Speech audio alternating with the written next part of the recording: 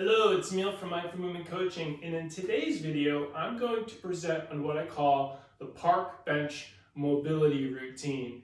So it's summertime, and we got people that are out walking and doing some hiking, and some people are even doing some journeys, some long walks, several days in a row.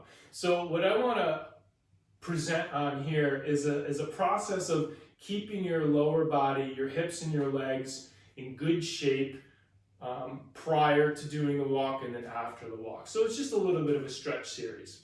So the first stretch is to address the hips. And so it's a figure four, it's a seated figure four stretch. I call it the park bench routine, so you can picture or imagine I'm sitting in a park bench. And what I'm going to do is I'm going to put one foot up on a knee. And the goal here is to stay nice and tall. Pay attention to your aesthetics, the lines that you create. I also use the term landmarks. So what I'm doing here is I've got right angles I'm working with. I have a right angle at my knee, a right angle at the hip, same thing on the other side here. Now, my goal is to get my shin bone, my lower leg, close to horizontal if possible, producing a stretch in the glute. The other thing you give attention to is staying tall through the spine.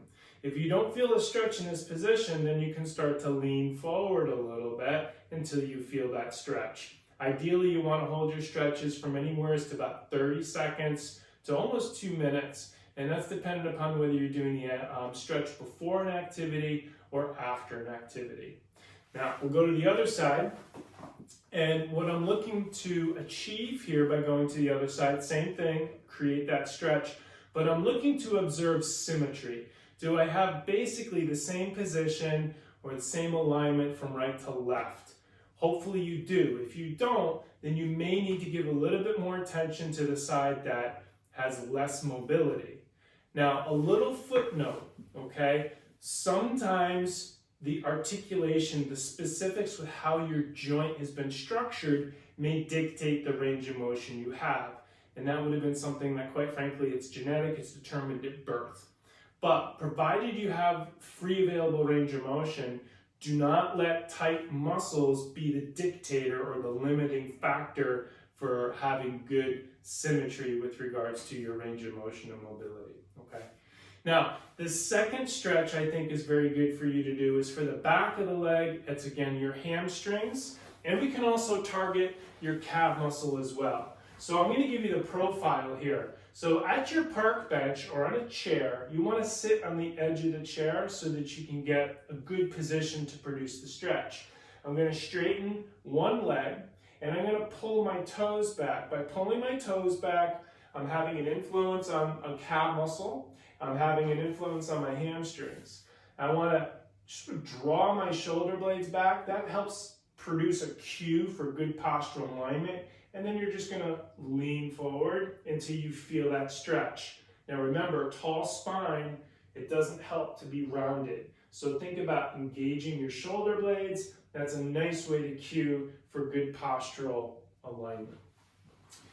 Second is for your quadriceps. Now, if you can picture, this is my park bench. And my park bench would have a back to it. Now I'm going to demonstrate something that I've got a tight muscle here, but you'll see where I'm going with this. So if I'm pretending that I'm holding the back of the park bench to give me some balance and stability, that's going to allow me to stand on one leg and produce this quadricep stretch here. Now, I've been talking about alignment and posture. Now, my quad is tight as well as my IT band. So you see my knee is coming out to the side here. I actually have to kind of produce a postural distortion to complete that position. So guess what? That's not the ideal stretch, okay? Even for myself right now.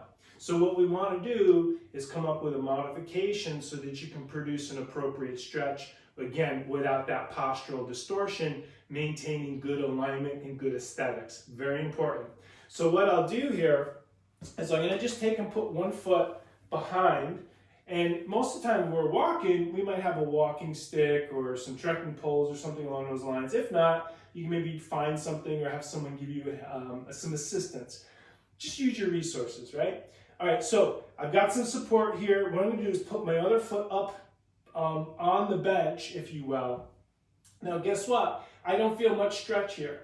So what I prefer to have you try is go ahead and engage your abdominals so that you're spilling your hip back. You're producing what we call posterior pelvic tilt, and that will help elicit a little bit more stretch through the muscles in the front of your thigh we call the quadriceps.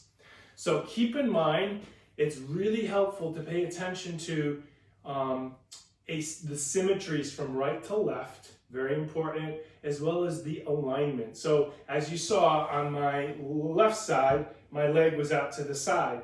Now I don't have that so much here, so what I would do off camera when we're done is I might spend some time working on my IT band, my lateral quad, and try to resolve the asymmetries so that I have balanced alignment with my stretches and just what I'm producing for mobility through my legs and my hips.